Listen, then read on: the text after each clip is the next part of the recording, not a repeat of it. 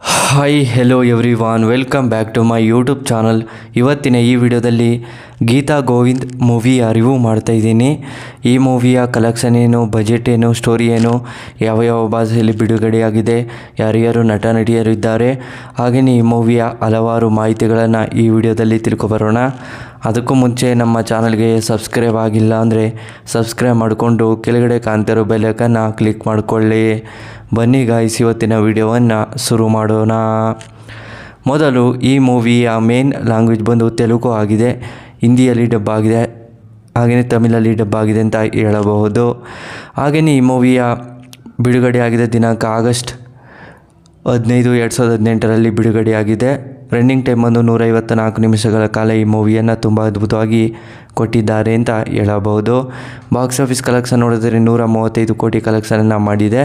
Budget ನೋಡೋದಾದರೆ 6 ಕೋಟಿ ಬಜೆಟನ್ನು ಹಾಕಿದ್ದಾರೆ ಅಂತ ಹೇಳಬಹುದು. ಹಾಗೆಯೇ ಈ ಮೂವಿಯ ಡೈರೆಕ್ಟರ್ ಬೈ ಪ್ರಶಾಂತ್.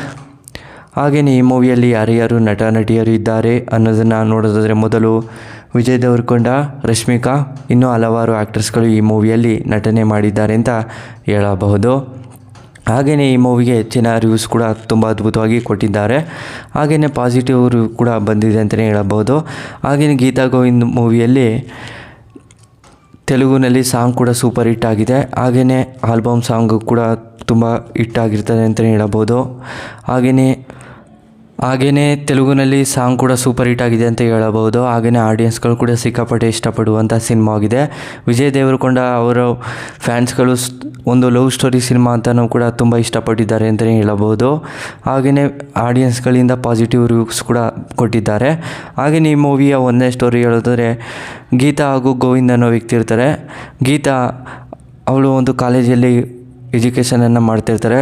ಗೋವಿಂದು ಅಲ್ಲಿ ಪಕ್ಕದ ಒಂದು ಕಂಪನಿಯಲ್ಲಿ ಕೆಲಸವನ್ನು ನಡೆಸ್ತಾ ಇರ್ತಾರೆ. ಮತ್ತು ಗೋವಿಂದ್ ಅವ್ರಿಗೂ ಗೀತಾ ಅವ್ರಿಗೂ ಪರಿಚಯ ಆಗುತ್ತೆ. ಅದು ಒಂದು ಫೋನ್ ಮುಖಾಂತರ ಪರಿಚಯ ಆಗುತ್ತೆ. ಗೋವಿಂದ್ ಅವರು ಯಾವುದೋ ಒಂದು ಫೋನ್ ಕಾಲ್ ಮಾಡೋಕ್ಕೋಗಿ ಒಂದು ನಂಬರ್ ಮಿಸ್ ಆಗಿ ಗೀತಾಗೆ ಹೊರಟೋಗುತ್ತೆ.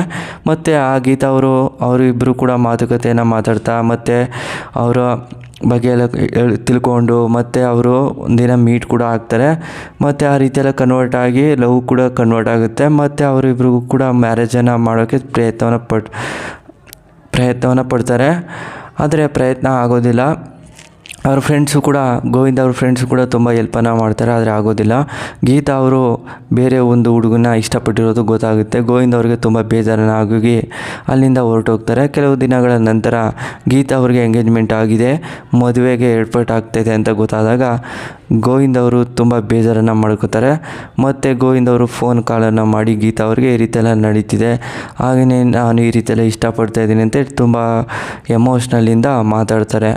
ಹಾಗೆಯೇ ಗೀತಾಗೂ ಕೂಡ ತುಂಬ ಬೇಜಾರಾಗಿ ಮತ್ತು ಎಲ್ಲಿದೆಯಾ ಅಂತೇಳಿ ಅಲ್ಲಿಗೆ ಕರ್ಕೋತಾರೆ. ಮತ್ತು ಗೋವಿಂದ ಹಾಗೂ ಗೀತಾ ಇಬ್ಬರು ಕೂಡ ಮಾತುಕತೆಯನ್ನು ಮಾತಾಡಿ ಅವರು ಇಬ್ಬರು ಕೂಡ ನಿರ್ಧಾರವನ್ನು ಮಾಡ್ತಾರೆ ಮದುವೆ ಆಗಬೇಕು ಅಂತ.